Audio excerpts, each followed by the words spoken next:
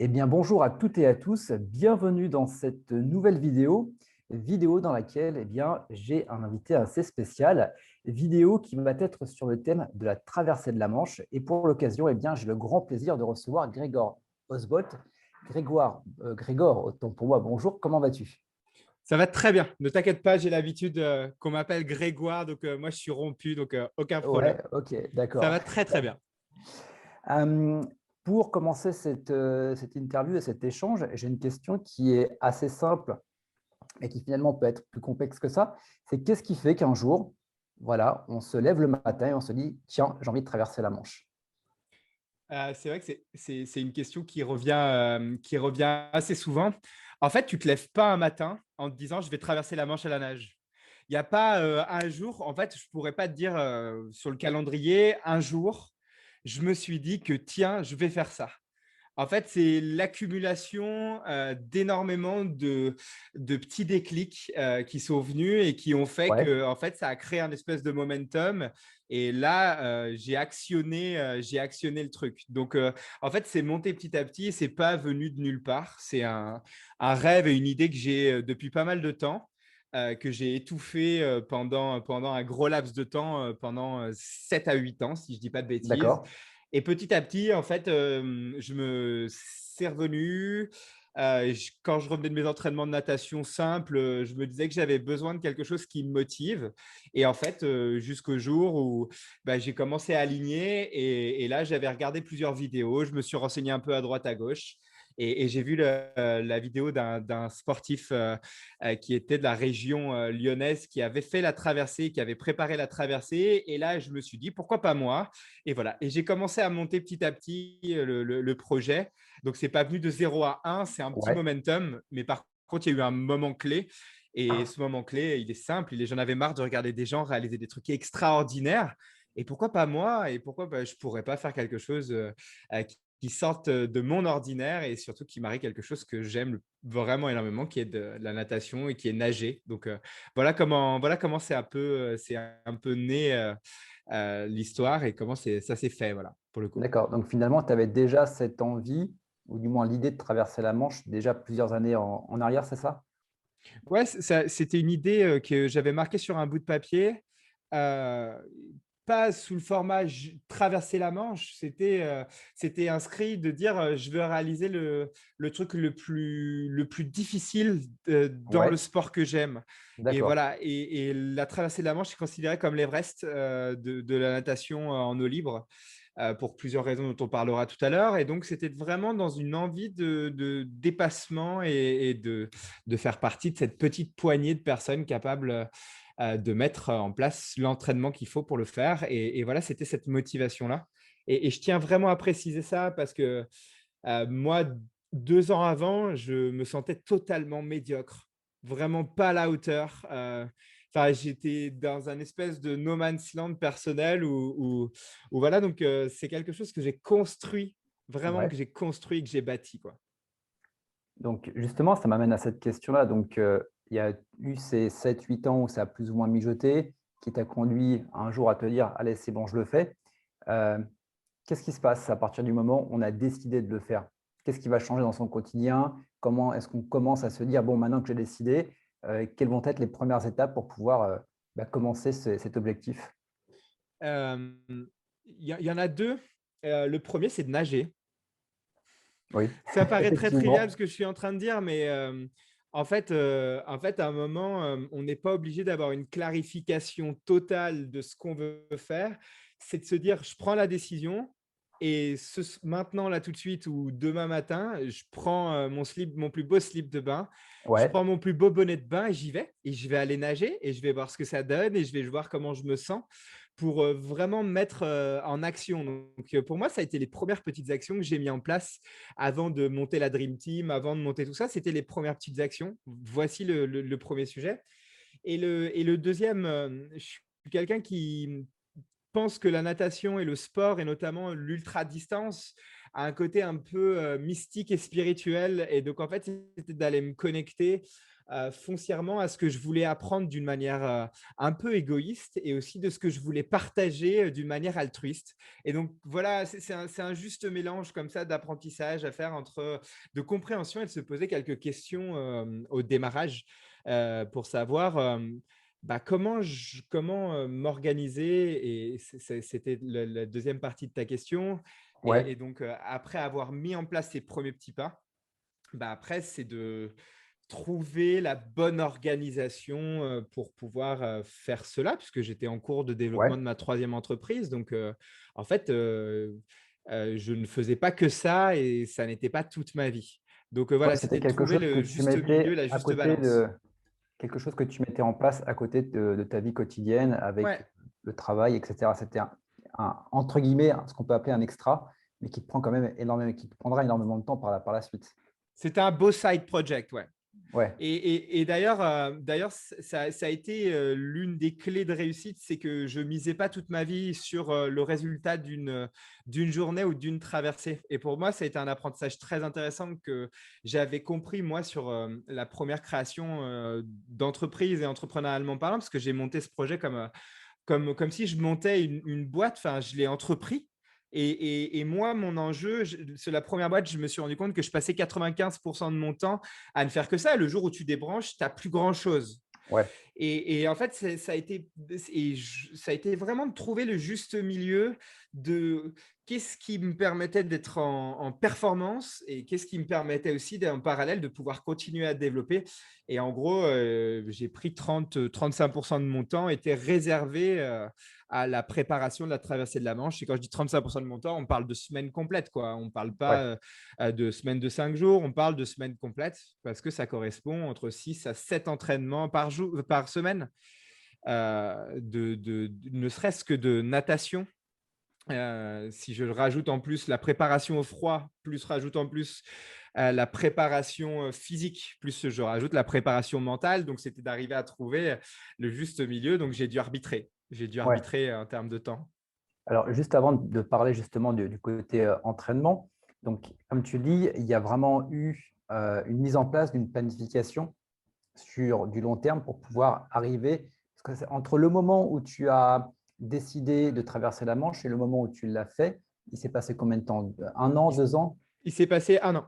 Un an? Ok. Ouais, Donc, finalement, c'est plutôt court. Enfin, c'est long et c'est court à la fois. ma planification au départ était sur 2 années. Ouais, Ma planification était sur 2 années et en fait, pour avoir un ticket pour la traversée de la Manche, il faut deux choses. Le premier, c'est de montrer patte blanche qu'on n'a pas de problème physique, ouais, notamment cardiaque pour les problématiques de froid. Et la deuxième, c'est d'être capable de montrer qu'on peut nager plus de 6 heures dans une eau en dessous de 15 degrés oui. sans protection. Pour la petite anecdote, moi, je nage sans combinaison. Donc, je nage en mode classique. Mhm. Donc, ça, c'est vraiment les deux conditions d'entrée. Et il y a à peu près une dizaine de bateaux à agréer sur 2 associations en Angleterre. Et pour avoir Ouais, un ticket, donc, il faut valider ces 2 options. Et surtout, euh, il faut avoir enquillé un entraînement qui est quand même très, très long. Et il y a une attente à peu près de 2 ans pour avoir un bateau. d'accord. Mais Ok. moi, à l'époque, j'ai étudié le modèle et je me suis rendu compte qu'il y avait un très gros paquet de personnes en défection juste à la préparation pendant l'hiver. Et je sais qu'il y D'accord. avait des ouvertures et des slots qui allaient s'ouvrir. Donc, en fait, je me suis dit que si je pouvais en choper un la première année, j'en chope un. Sinon, je ferais ça la deuxième année. Mais voilà, moi, mon objectif, il était de le faire en un an. Mais j'avais préparé, labouré le terrain autour de moi pour dire que ça allait durer 2 ans D'accord. au cas où pour éviter de créer de la frustration et moi-même pour me mettre aucune pression de temps et de timing dans l'histoire. Donc voilà, pour moi, je voulais le faire en un an, ce qui s'est passé, mais Ouais, j'avais une feuille de route sur 2 ans. ok. Donc finalement, tu t'es mis plus ou moins sur liste d'attente en te disant, dès qu'il y a un pilote qui est libre, je prends la place et j'y vais, quoi. Ouais, je me suis mis en attente et j'avais pris contact avec deux, trois pilotes avec qui j'avais eu un excellent contact, deux Ouais, pilotes anglo-saxons, et je lui ai dit, dès que tu as un slot qui s'ouvre, appelle-moi. d'accord. Au moins comme ça, c'est Et fait. donc voilà, en fait, j'ai joué un peu avec les règles.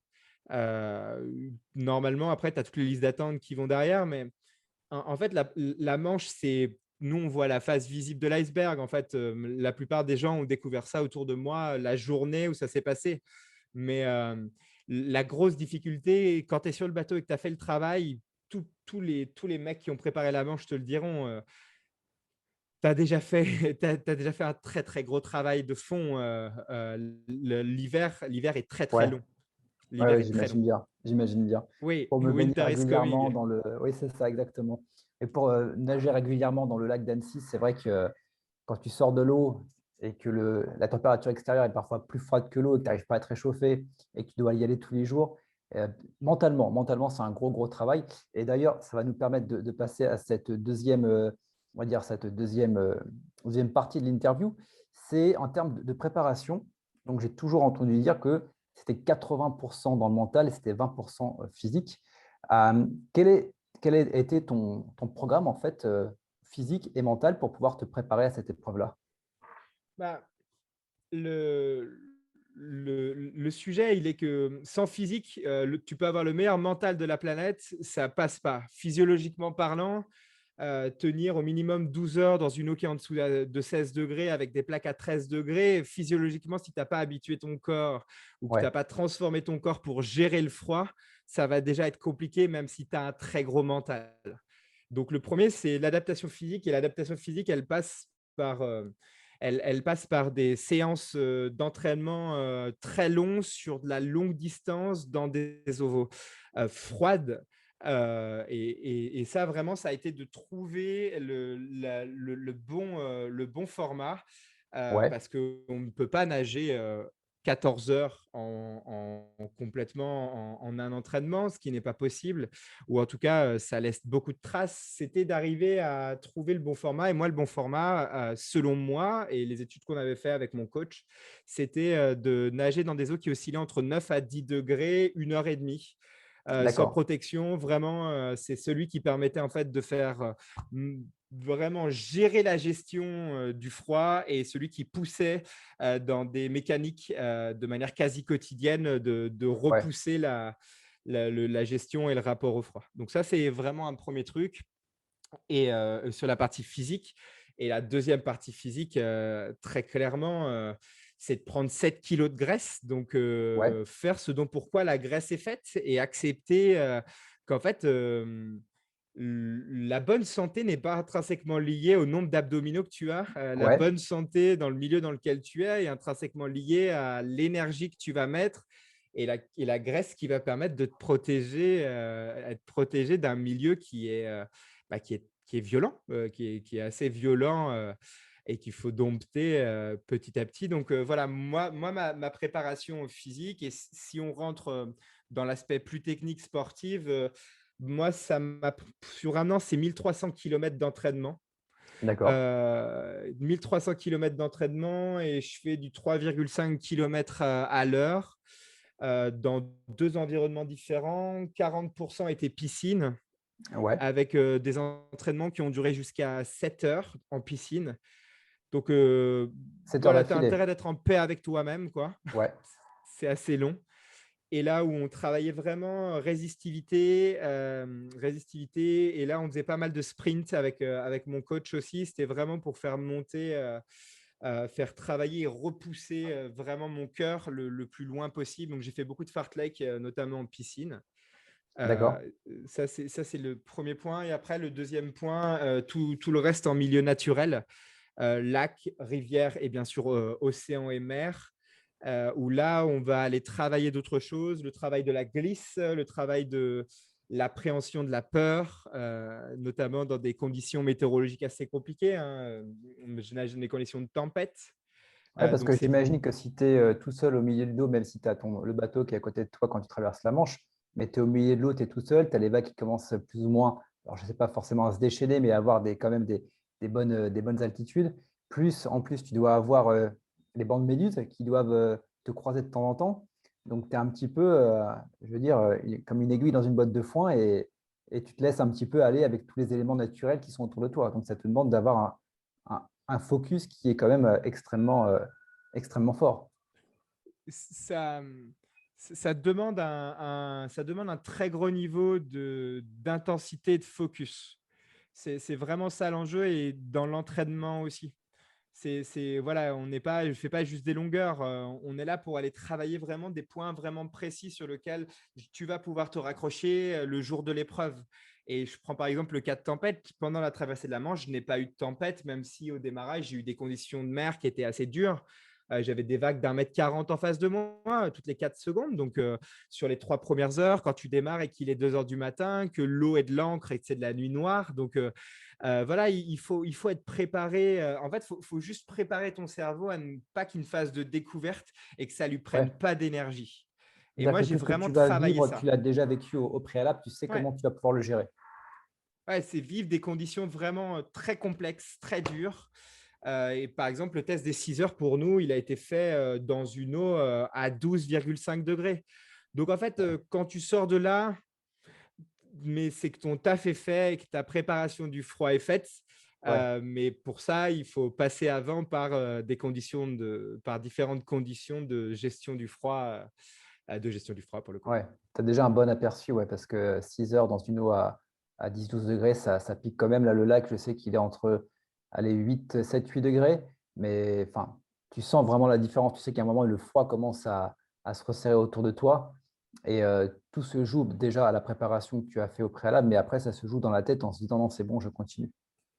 Tu as la physiologie de Ouais, façon qui tu peux pas mentir. Et après, pour aller jusqu'au bout de ta question sur la partie mentale, euh, le mental, moi, je l'ai construit par la visualisation qui m'a énormément aidé. J'ai une photo où j'arrive sur la traversée et on me voit de dos en train de lever les bras. Et en fait, c'est assez fou. C'est ma grande sœur qui l'a prise sur la plage. Et moi, c'est l'image que j'avais en tête depuis très longtemps. Et celle que je me remémorais tous les matins quand je sortais de mon lit à 5h30 du matin et que j'allais me connecter sur l'envie et l'envie de lever ses bras de l'autre côté de la plage, quoi. Donc ça, j'ai fait un très gros travail de visualisation et j'ai optimisé mon temps. Donc je le faisais dans les transports parce que j'allais rejoindre mon coach en transport en commun pour qu'il m'emmène au lac. Et donc, j'avais un petit quart d'heure, 20 minutes. Et tous les matins, j'avais ma capuche sur la tête et j'étais pas forcément les yeux fermés, mais j'étais dans le métro et j'étais en train de penser à mon objectif. ouais, Et j'étais en train de le mentaliser, j'étais en train de l'ouvrir, j'étais en train de l'agrandir. Donc, pour moi, la visualisation, ça m'a vraiment vachement aidé. Et ensuite, les deuxièmes parties vraiment sur la préparation mentale, même si je maîtrise et que j'ai utilisé des outils que j'utilise moi au quotidien avec les personnes que j'ai la chance de coacher, je suis allé prendre un sparring en coaching sur des questions d'estime de soi, d'ambition, pour vraiment aller faire péter quelques systèmes et quelques croyances que je pouvais avoir sur le fait que je ne pouvais pas y arriver. Donc, autant mettre toutes les chances de son côté. Et quand on saute dans l'eau, voilà, d'être complètement mentalement juste concentré sur l'épreuve en tant que telle. ouais. Et de ça, c'est intéressant ce que tu dis, le fait de savoir finalement pourquoi est-ce que je le fais. Parce que j'imagine que la motivation, tu vas pas l'avoir tous les matins en te levant et que si tu n'arrives pas à te connecter, à te dire viscéralement pourquoi est-ce que je me lance ce défi-là, bah, tu restes dans le lit. C'est pas pour moi, comme je disais tout à l'heure, c'est nager et comprendre pourquoi à titre purement égocentrique, mais dans le sens personnel, pardon, plutôt que égocentrique, mais personnel, et dans le sens altruiste tourné vers l'extérieur. Et donc, tu vas aller connecter à différents pourquoi. Et moi, pourquoi? C'est que j'avais envie de réaliser un truc. euh, qui sortait de l'ordinaire, enfin, qui était extraordinaire. Les calculs ont été refaits. En fait, je suis le 23e Français à l'avoir fait en maillot de bain et un slip de bain. On est moins de 3000 dans le monde à avoir réussi l'Everest et un taux d'échec de l'ordre de 85%. Donc, il y a quand même beaucoup qui ont essayé et testé. Et en fait, c'était cette envie-là. J'en avais marre de vivre à côté de mes pompes et j'avais envie de tenter un truc qui en fait, d'aller me tester Et il y a un deuxième point, on le voit beaucoup de vidéos, beaucoup de gens qui te disent réalise tes rêves, fais des trucs comme ça. Enfin, mais concrètement, après, derrière, OK, maintenant, qu'est-ce que tu mets en place et qu'est-ce que tu es capable de mettre en place en face? Et il y a aussi une juste balance. Donc, ça m'a éloigné de pas mal de choses, ça m'a recentré sur d'autres sujets. Enfin, voilà, c'est pour réaliser quelque chose comme ça, qu'est-ce que tu es capable de mettre en face? Et pour moi, ça a été vraiment un gros sujet sur lequel j'ai travaillé pendant un petit laps de temps avant, ne serait-ce que de faire la prépa et ne Ouais. serait-ce que pendant la course en tant que telle, quoi. Et justement, bah, avec ton entourage, ça se passe comment quand tu leur annonces que tu veux traverser la Manche? Ça se passe à la hauteur de ce que tu vis. Il y a deux entourages. Il y a la famille. Pour moi, la famille, elle a compris, mais c'était très dur. J'ai une mère qui est prof de sport, enfin, qui est agrégée prof de sport. Donc, en fait, elle comprenait l'épreuve, mais elle avait peur pour son fils. Donc, ce que je comprends totalement. Maintenant, si tu veux réaliser quelque chose comme ça, il faut essayer de voir de qui t'entourer pour pouvoir le faire et pour pouvoir t'aider. Donc, c'est à te poser la question de savoir si c'est un frein ou si tu es capable de dealer avec des personnes qui vont te rejeter leur peur sur eux. Surtout que voilà, c'est une idée alors qu'on n'est pas du Nord, on n'a jamais mis les pieds dans la Manche et que je suis pas un nageur de haut niveau. Donc, voilà, il y a plein de choses qui viennent s'entremêler là-dedans. Donc ça, c'est un premier point. Et après, autour de moi, à l'époque, j'avais la chance d'être hyper soutenu par la personne et la femme avec qui je partageais ma vie. Donc en fait, ça m'a vachement, vachement aidé. Enfin, on sait tous les deux, elle m'a vraiment motivé. Elle aussi, elle portait un projet de cette envergure et de ce niveau-là plus intellectuel qui D'accord. était d'écrire un roman. Et en fait, pour nous, c'était un truc voilà, normal. En fait, quand moi j'étais dans des phases d'entraînement, elle écrivait. Et en fait, voilà, c'est au-delà de ça, c'est s'entourer et d'aller voir des personnes qui croient en ton sujet et en ton projet. Donc, maintenant, c'est de savoir de qui tu as besoin de t'entourer pour le faire. Et donc, moi, j'ai monté une équipe pour pouvoir m'aider, sachant que c'est eux qui devaient me supporter après Ouais. et avec qui j'allais rester le plus de temps, donc qui allaient faire partie des gens avec qui j'allais graviter pendant une année, voire deux. Justement, ça nous amène à la question que je voulais te poser en termes de logistique. Hem, Quand tu décides justement de traverser la Manche, tu dis forcément tu dois t'entourer de personnes qui vont pouvoir te coacher. Heu, Comment est-ce qu'on constitue finalement une équipe, que ce soit un entraîneur en natation, quelqu'un qui va t'aider à l'exposition au froid, éventuellement un nutritionniste pour que tu puisses, adapter ta nourriture à ces conditions-là? Comment ça se passe? Tu saucissonnes. En fait, au lieu de voir la grande montagne en face de toi, si je puis m'exprimer ainsi, Ouais, où tu vois pas le bout de l'autre côté, tu saucissonnes. Et pour moi, j'ai saucissonné de cette manière-là. Euh, Natation longue distance, gestion du froid, gestion de nutrition, prépa mentale et on va dire développement entrepreneurial. Et donc là, c'est juste où est-ce que, et dans chacun de ces sauces, dans chacun de ces bouts ces bouts d'aventure, qu'est-ce que moi j'y mets et de quoi et qu'est-ce que j'ai besoin d'apprendre. Et il faut être humble. Et c'est-à-dire qu'il faut aller se dire qu'on ne maîtrise pas et qu'on ne sait pas et qu'il va falloir aller chercher des personnes qui vont être capables, dans ces petits bouts d'aventure, te donner le max et la moelle de ce qu'ils ont appris, de ce qu'ils savent. Et la Manche est un truc encore très fermé. Et donc, ce qui fait qu'il y a très, très peu d'entraîneurs ou très, très peu de personnes qui ont été en support. Et moi, j'avais la chance d'avoir quelqu'un qui était à 7 kilomètres de chez moi, qui s'appelle d'accord. Mathieu Tivol, qui a été mon coach en entraînement natation et sur de la prépa au froid.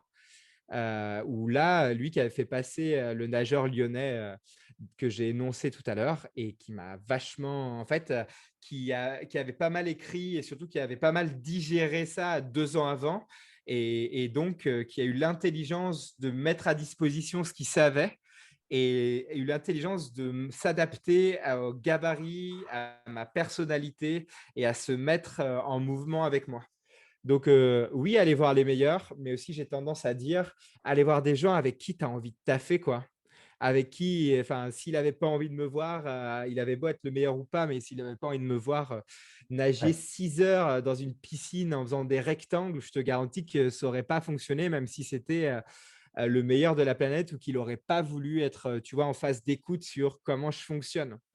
Donc voilà, et c'est ça, ça a été cet enjeu-là. Donc j'ai eu ce coach sur cette partie-là qui était Mathieu Tivol. Ensuite, en termes nutrition, moi aujourd'hui, je suis végétarien.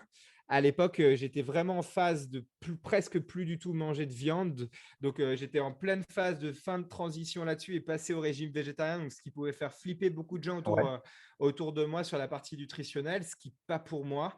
Mais ça a été d'aller chercher des personnes suffisamment ouvertes pour aller m'aider en termes de nutrition parce que tu crames 14 000 calories dans la journée et qu'il faut manger C'est dans quand même pas l'eau, il mal. faut manger dans de l'eau à 16 degrés, et qu'il faut être capable de trouver les bonnes choses qui digèrent. Donc, j'ai fait beaucoup de test and learn Ouais. sur la partie nutritionnelle. Bah, ça te permet d'apprendre également énormément sur toi parce que quand tu es dans des conditions extrêmes, on va dire que si tu fais un écart, ça ne pardonne pas en fait. Ah, le, je voulais peu de personnes sur mon bateau. Il n'y en a eu qu'une d'ailleurs. Et par contre, elle avait droit de vie ou de mort sur moi. Quand je dis, c'est que j'avais une confiance aveugle en lui sur la partie natation. S'il voyait qu'il y avait le moindre signe d'hypothermie sévère, s'il voyait qu'il y avait le moindre danger pour moi, il y avait deux personnes qui pouvaient me sortir de l'eau. C'était le pilote et le pilote officiel et mon coach. Donc, en fait, il faut aussi, c'est pas, même pas il faut, c'est avoir un lien indéfectible dans le travail parce que peut-être que le travail physique est là, mais lui aussi, c'était une part de son temps, même s'il n'était pas là à tous les entraînements. Mais il était là à peu près à 40% de mes entraînements, 50% de mes entraînements de natation. Le reste, c'est un truc solitaire hein, où je sortais seul et j'allais nager seul pendant des heures. Donc, voilà, c'est tout cet enjeu-là et ça a été de le trouver. Et il s'avère que ça a totalement matché entre lui et moi, entre Mathieu et moi. Une vraie bromance, quoi. Et c'est intéressant ce que tu dis parce que quand j'ai interviewé, c'était Rémi Camus qui a fait le tour de France à la nage, qui m'a dit exactement la même chose que toi. Justement, ce n'est pas forcément l'intérêt de t'entourer des meilleurs, mais des personnes avec qui tu vas vouloir vivre cette aventure jusqu'au bout. Ouais, Et, c'est euh, sûr. et on retrouve exactement ça, donc je ne peux qu'approuver également. Euh, autre question, donc on a parlé justement des entraînements, on a parlé également du staff avec lequel tu vas t'entourer. Forcément, tout ça, ça a un coût, ce qui va nous amener un petit peu sur le côté entrepreneurial. Comment est-ce que tu gères justement de te dire, ben voilà, je vais traverser la Manche, j'estime que ça va me coûter tant d'argent. Est-ce que tu pars sur du sponsoring? Est-ce que tu pars sur une démarche entrepreneuriale où bah, tu vas trouver des solutions qui vont te permettre de financer tout ça? Comment ça se passe niveau argent finalement? Bah, une traversée de la Manche, en termes de prépa, c'est 10 000 euros. Ouais, 10 000 euros, ça paye le bateau plus les frais de fonctionnement de l'autre côté, en Angleterre, parce qu'il y a un temps d'attente, parce que tu as ton staff, parce que tu as ton équipe, même si je fais un sport où ça demande peu d'investissement hein, entre mon bonnet, mes lunettes et mon slip de bain. Si j'en ai pour 60 euros, c'est le bout du monde. Donc voilà, ça c'est le premier enjeu. C'est par contre c'est voilà d'avoir de quoi mettre bien le staff, l'équipe et tout le monde autour de toi et pour pouvoir payer le bateau. Et ensuite après bah, c'est les différents stages d'entraînement à faire avec des personnes qui ont déjà maîtrisé le sujet et ouais. aussi qui sont habilitées à te donner le fameux sésame des moins de 6 heures des moins de 6 heures sans combi. Donc voilà, ça, c'est vraiment les 10 000 euros vont là. Et pour ça, moi, je ne connaissais rien au sponsoring. Je suis allé voir à deux, trois endroits, mais je me suis rendu compte que, en fait, c'était très compliqué d'aller faire du sponsoring là-dessus. parce que, j'avais pas le temps et que c'est un métier à plein temps. Et deuxièmement, euh, il fallait en fait monter tout un sujet de communication autour. Et moi, mon truc au départ, c'est pas pour. Enfin, moi, c'était un kiff perso en fait. De communiquer avec l'extérieur, ouais, c'est cool, franchement. Mais tu regardes ma page, il y a 500 likes. Enfin, en fait, il fallait que je mette en place une communication beaucoup plus solide dès le départ.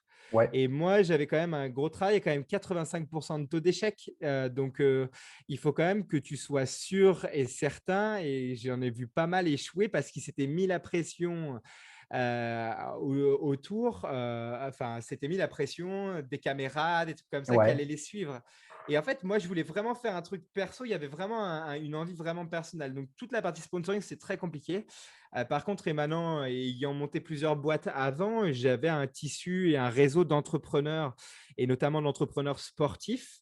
Je me suis fait sponsoriser euh, contre des conférences. Je me suis fait sponsoriser par 6 entreprises différentes et ensuite par une cinquantaine de personnes sur un petit crowdfunding contre une conférence générale. Et c'était surtout des amis ou des proches d'amis qui avaient mis au pot du projet et qui m'ont suivi toute la journée. Donc voilà comment j'ai monté ça et j'ai levé les 10 000 € en un mois et demi à peu près.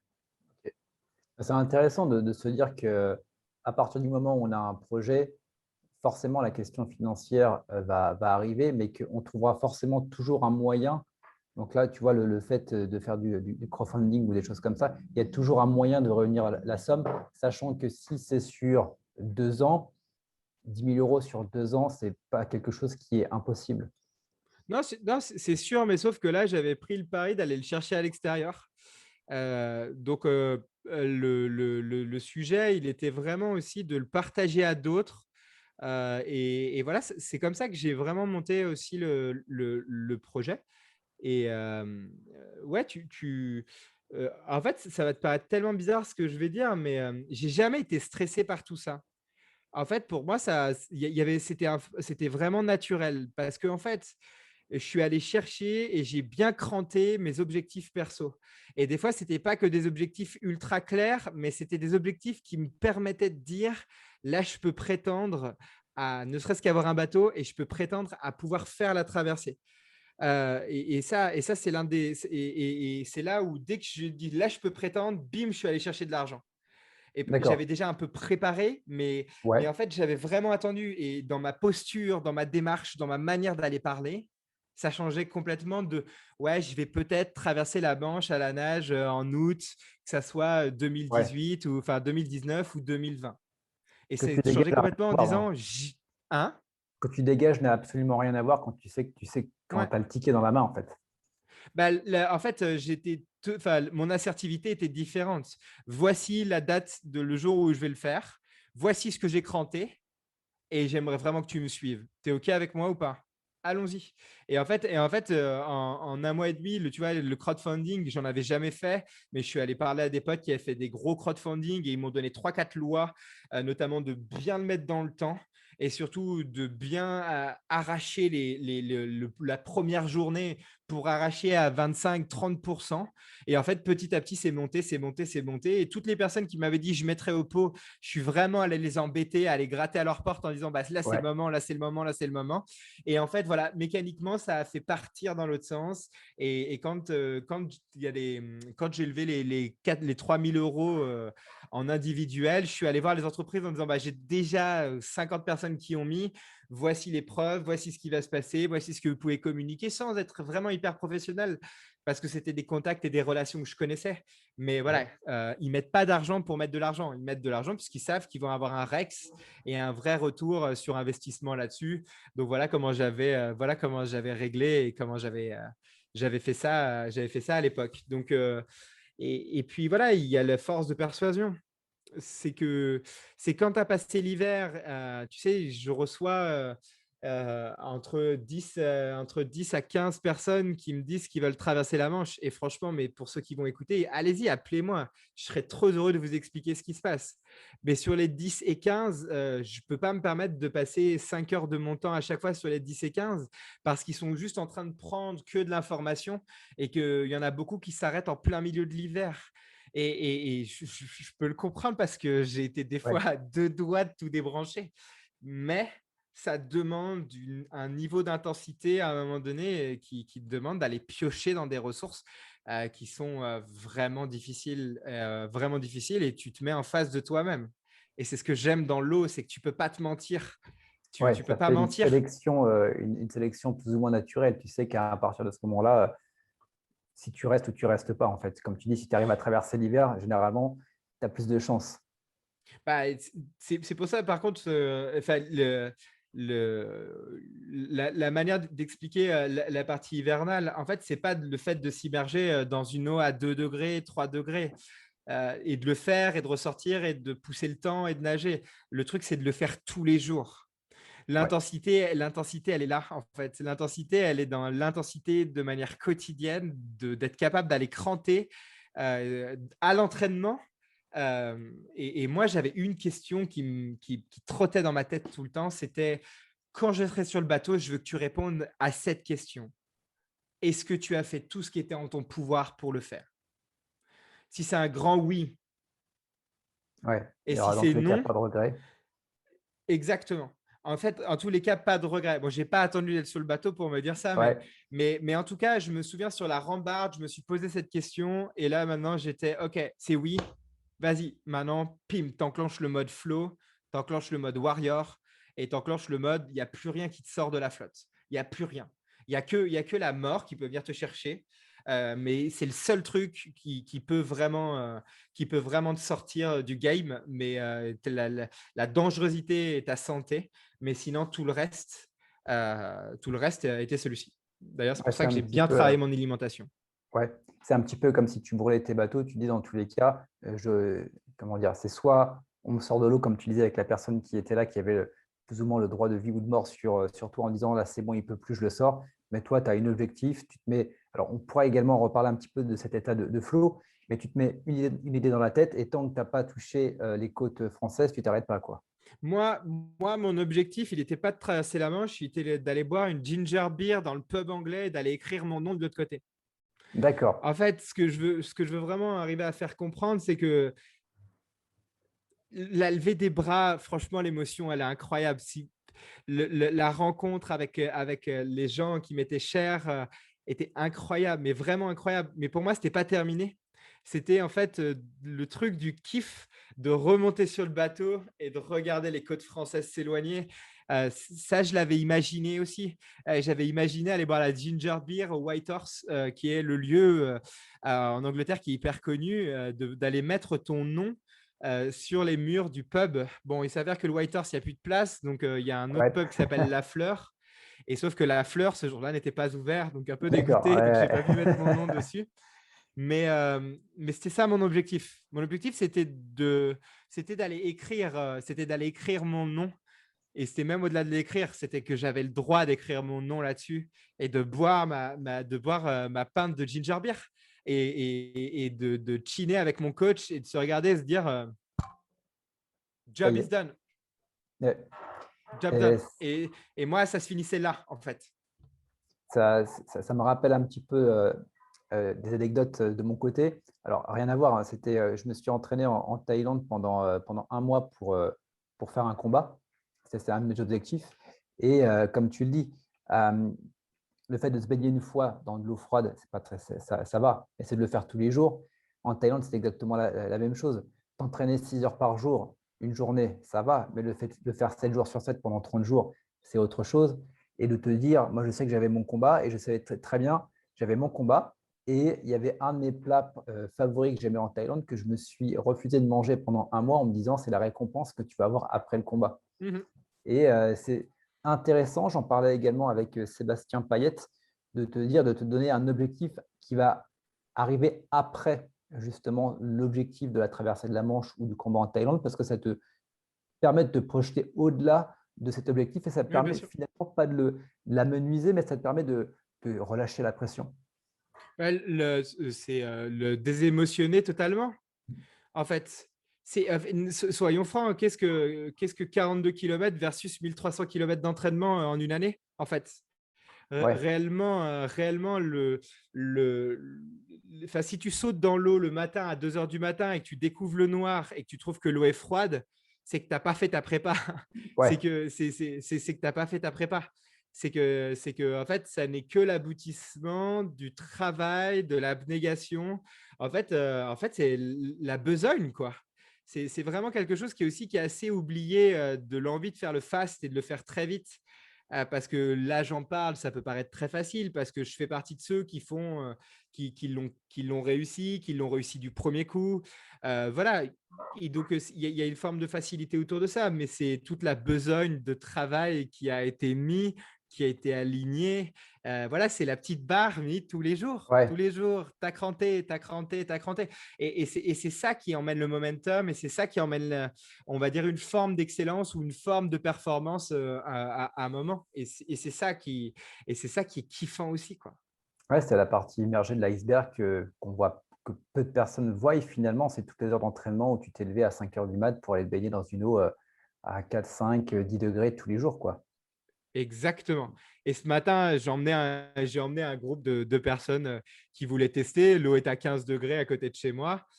Et quand ils mettent la main dans l'eau, ils me disent: «Ah, mais ça va et tout, ça passe.» Et Ouais, on y reste une demi-heure. Et tu vois, ils étaient un peu frileux. Et là, je fais: «Bah, maintenant, ça, il faut le faire 14 heures avec un enchaînement.» Avec un ouais, enchaînement. Et en fait, c'est là où tu prends un peu la dimension du truc. Mais ce qui est assez fou, c'est que tu progresses très vite. Tu peux progresser très, très vite. Mais tu progresses très vite à partir du moment donné où tu crées les conditions favorables.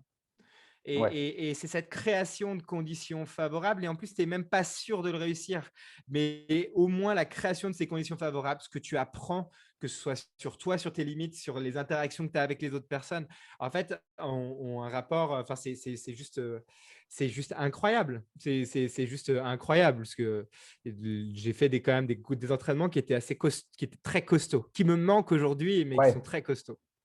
Mais ce qui est intéressant également, c'est tout le cheminement, tout le cheminement jusqu'au jour J, en fait. C'est un petit peu comme un voyage, finalement. Est-ce que ce qui est intéressant, c'est la destination ou c'est tout ce que tu vas mettre en place pour y arriver? Et généralement, on se rappelle plus de toutes les heures où on a galéré, on en rigole finalement après coup, que finalement le jour où tu étais dans la Manche. Alors, c'est peut-être après, chacun le voit d'une manière différente, mais de se dire, ah, je me souviens, voilà, c'était à 5 heures du mat, je me suis levé et j'avais pas envie, c'était la journée la plus crasseuse de toute la semaine, mais j'y suis quand même allé, j'étais content de rentrer chez moi, mais tu des journées comme ça, plus jamais, quoi. Bah, moi, mon truc, c'est que je pense que le voyage vaut autant que la destination, très clairement. C'est sûr, même certain, en fait. Le réussi ou pas réussi, aujourd'hui, tu serais jamais venu me voir si je ne l'avais pas réussi. Donc, n'oublions pas que on est quand même dans une envie et dans une société de résultats. Ça fait partie du deal. Mais ce qui est normal, c'est la performance, elle fonctionne à partir du moment donné où elle est vue par des tiers et elle est vue par d'autres. Mais moi, je connais des nageurs que j'ai adorés, totalement ésotériques, que personne ne connaît. Et je suis allé nager avec eux dans des endroits et dans des eaux à 5, 6 degrés. Et on n'était que tous les deux au milieu de la nature à choper des kiffs incroyables. Et ça, moi, j'ai des souvenirs de connexion à la nature qui étaient juste totalement folles. Et moi, je me sentais privilégié de pouvoir me dire que avant d'aller taffer, ou au-delà d'aller taffer, avant d'aller développer, en plus un truc que j'aimais aussi, de développer ma boîte, d'aller dans un milieu naturel dans lequel j'allais voir passer des carpes, j'allais voir passer des silures, j'allais me connecter, j'allais discuter, marrer avec mon coach. Enfin, moi, j'ai adoré ces moments, en fait. J'ai autant adoré la Manche et les émotions et les trucs primals que j'ai vécu en termes émotionnels, mais aussi voilà, j'ai passé énormément de temps à pleurer et à me demander ce que je foutais là. Enfin, il y a une autre phase de l'autre côté qu'il faut vraiment arriver à te comprendre, c'est que ça te pousse dans tes retranchements. Et la fatigue exacerbe les émotions, exacerbe Ouais, ton estime, ça exacerbe énormément de choses. Et c'est là aussi où il y a la magie qui s'opère. C'est ce travail quand tu es vraiment et que tu as l'œil du tigre et que tu y vas, quoi. Et c'est là aussi, c'est ce moment, c'est cet endroit-là qui est intéressant de vivre. ouais, finalement, c'est du développement, personnel, mais dans le dur, quoi, finalement. Ah mais Ouais, enfin, le développement personnel, en fait, elle peut venir, on peut utiliser le dur si on est un peu dans des phases de dolorisme, mais très honnêtement, tout fonctionne à partir du moment donné où, enfin, tu te mets en réflexion à partir où il y a un problème, où il y a quelque chose qui ne marche pas, mmh, un caillou dans la chaussure, quelque chose qui verrouille l'engrenage. Enfin, c'est là où tu vas aller chercher des ressources.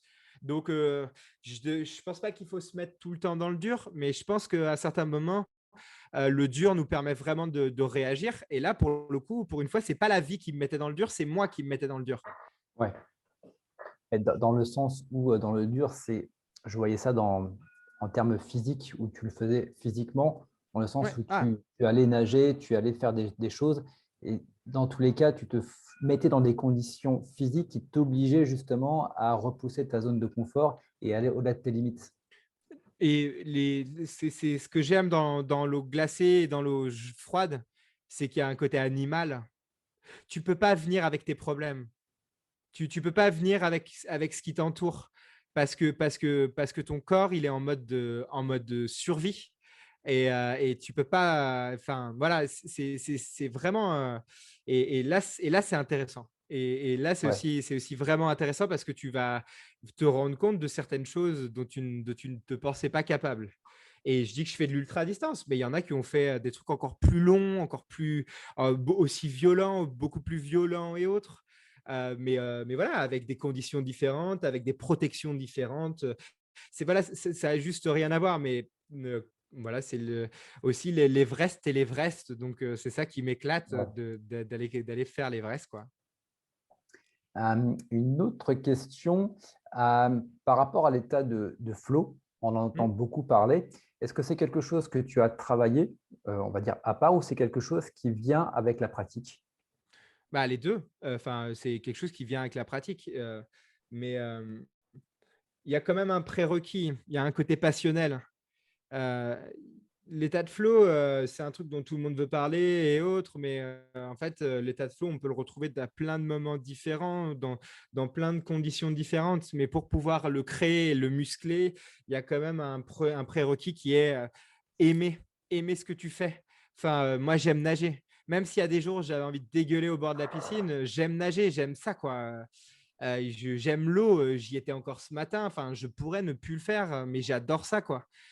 Pour moi, c'est un élément et ça, c'est un premier prérequis sur l'état de flow. Et ensuite, moi, j'ai monté une routine perso qui allie respiration, visualisation pour pouvoir me mettre dans cet état d'ultra concentration avant de rentrer dans l'eau ou avant un entraînement assez fort. Et en fait, voilà. Et après, j'ai une autre petite routine qui me permet d'éviter de me mettre dans mes pensées et de me sortir de ma bulle dans lequel je suis. OK, ça te fait un genre de sas de décompression dans lequel tu vas rentrer pour pouvoir après, te mettre dans l'eau et tout ce que tu avais, les problèmes, tout ce qui peut polluer finalement l'esprit, tu le mets de côté le temps que tu fasses ce que tu as à faire. Exactement. Et c'est exactement ça. C'est l'eau est un révélateur. Donc, si tu arrives fatigué, ta fatigue va s'exacerber. Si tu arrives en colère, la colère est l'antithèse et l'antidote, enfin, pas l'antidote, l'antithèse de la glisse. Donc, en fait, si tu emmènes ta colère, tu vas comprendre qu'à un moment donné, certaines Ouais, émotions que tu as ne servent strictement à rien et que le problème que tu as là maintenant, il sera le même en arrivant au bord de l'eau et que enfin, à la fin de ton entraînement. Et donc, il est important de ne pas tout mélanger. Et donc, ouais, moi, j'ai appris à gérer mieux mes émotions et à gérer un vrai sas juste avant mes ouais, entraînements pour me mettre dans ma bulle. Et d'ailleurs, c'est ce qui a fait aussi quelque chose de particulier avec mon coach, c'est qu'on est tous les deux des taiseux. On dirait pas comme ça, mais moi, quand je suis dans l'eau, je parle pas. Et il peut me parler, ça, ouais. je suis dans mon monde, quoi. Je suis dans un endroit que j'aime. Et c'est vrai que ça, ça me met complètement dans un état, on va dire, Ouais, presque ouais, méditatif. d'hypnose. Ouais. Dans un état d'hypnose, ouais. Méditatif et d'hypnose à certains moments si tu crantes à des endroits plus loin. Donc, moi, la nage me fait ça et il y a un côté très musical dans la nage. C'est métronome, quoi. Donc, Ouais. tu as un rythme et c'est de trouver le bon rythme et de savoir où est-ce que tu en es. Et voilà, voilà. Je trouve qu'il y a une vraie beauté dans ce sport. Je, je te rejoins là-dessus. Euh, pour terminer cette entrevue, quel conseil tu donnerais à quelqu'un qui voudrait traverser la Manche? Conseil pour traverser la Manche, nager. Mais enfin, Ouais. Enfiler son je, maillot de je, bain et commencer à se ouais, mettre à maintenant, voyager. là, tout de suite, là, enfin, pas demain matin, pas après-demain, enfin, va nager. Avant d'annoncer à tout le monde autour de toi, avant de tout ça, va nager. Va nager, va savoir où est-ce que tu en es. Et le deuxième, c'est euh, fais amende honorable et réfléchis sur qu'est-ce que tu dois apprendre. Qu'est-ce que tu dois apprendre pour le faire. Et surtout, qu'est-ce que tu dois comprendre pour pouvoir réaliser quelque chose comme ça. Parce que, parce que, parce que tu n'as pas la maîtrise totale, à part si tu as un nageur de fond qui a déjà cranté pas mal de choses, mais même pour avoir rencontré des champions olympiques ou d'avoir discuté avec des nageurs d'ultra distance, même eux ne sont pas préparés à vivre le froid. Parce que dans les compétitions, ils ont une combinaison obligatoire entre 16 et 20 degrés, si je ne dis pas de bêtises, peut-être plus haut. Ouais, je crois que c'est ça, ouais. Et, mais voilà, 16 degrés, de toute façon, c'est combinaison quoi qu'il arrive, ils ont presque tous une Mm. combinaison. Et ça demande une prépa et un rapport au corps qui est différent. Ça, c'est quelque chose d'assez important à vraiment à saisir et à comprendre pour le coup. Et donc en fait, c'est vraiment de nager et surtout d'aller chercher des personnes, peu, mais ceux avec qui tu as envie d'aller bosser et qui vont t'apprendre des choses dans ton sport et de ne pas avoir peur d'interchanger si ça ne marche pas. Parce qu'en fait, l'objectif, des fois, comme entrepreneurialement parlant, on a une équipe qui aime commencer et il y en a d'autres qui aiment structurer, il y en a d'autres qui aiment l'hypercroissance et il y en a d'autres qui n'aiment pas l'hypercroissance. Et donc, c'est d'arriver voilà, à trouver les bonnes personnes dans le beau tempo et dans le beau momentum. Donc, voilà. Et puis, c'est une belle course, c'est une course incroyable. Euh, il y a tellement de. Enfin, moi, j'ai rencontré de très, très belles personnes sur cette préparation. Donc, voilà, j'invite plein de gens à vouloir l'essayer et s'y frotter. Ouais, donc une vraie expérience de vie. Ouais, carrément. Et il y a tellement de choses à faire, pas que sportives, il y a tellement de belles choses à faire. C'est au-delà de la manche, je pense, c'est trouver sa manche à soi, quoi. C'est vraiment l'enjeu, c'est de trouver sa manche, c'est de trouver ce qui le fait vibrer parce que tout le monde n'est pas fait pour traverser la Manche à la nage. Moi, je n'ai pas de problème avec ça, mais on a tous peut-être envie. Et moi, j'ai besoin d'ambition. J'aime l'ambition. Je trouve que l'ambition, c'est quelque chose qui permet en fait de ne serait-ce que d'enlever un très grand nombre de croyances avant même de démarrer. Donc, voilà, et ça a ce côté assez galvanisant, pas chez tout le monde. Donc, mais c'est de trouver sa manche, trouver ce qui fait vibrer, quoi. Ok, eh ben, écoute, je te remercie pour tous les conseils que tu as partagés. Si les personnes veulent te retrouver, veulent prendre contact avec toi ou peut-être même des accompagnements, est-ce que tu as des liens, des URL? En tous les cas, on les mettra dans la description de la vidéo YouTube. Yes, ils peuvent déjà me retrouver sur LinkedIn où je suis assez présent sur toute la partie professionnelle et donc je coach en entreprise et des intrapreneurs en entreprise. Et aussi, j'ai toute une partie où je coach en one-to-one des entrepreneurs. Et là, je vais lancer mes séminaires si Covid veut bien, Ouais, normalement d'ici un mois avec un premier gros séminaire sur se comprendre et surtout analyser et mettre en action pour aller à des résultats qu'on a envie. Donc vraiment sur des sujets de rêve, d'envie, d'ambition. Et donc là, on peut me retrouver sur mon site qui est Gregor-Osbolt. .com et surtout aussi sur YouTube où je viens à peine de lancer ma chaîne YouTube qui s'appelle Grégor Coach. Ok, dans tous les cas, tous les liens seront dans la description de la vidéo YouTube. Grégor, je te remercie pour le temps que tu nous as consacré. Je te souhaite toute la réussite pour tes futurs projets. Et puis, quant à nous, on se retrouve très bientôt pour de nouvelles interviews.